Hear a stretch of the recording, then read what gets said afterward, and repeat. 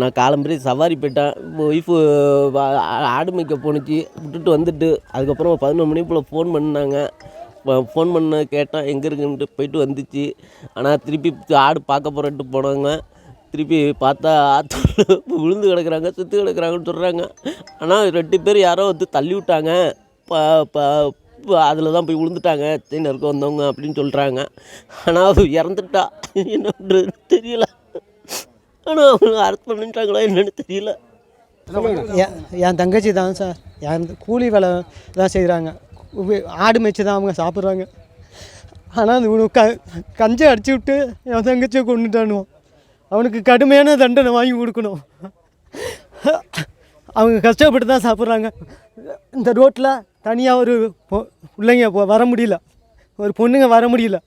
இந்த ஆற்று பள்ளத்தில் இறங்கி தள்ளி விட்டு கொண்டு இருக்கானுவோ.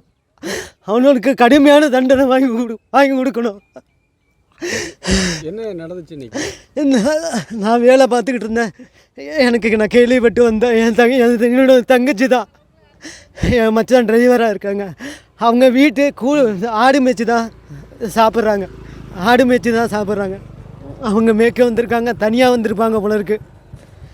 இது மாதிரி 2 பேர் சேர்ந்து இது மாதிரி செஞ்சுருக்கானுவோ, கொண்டுட்டானுவோ என் தங்கச்சி.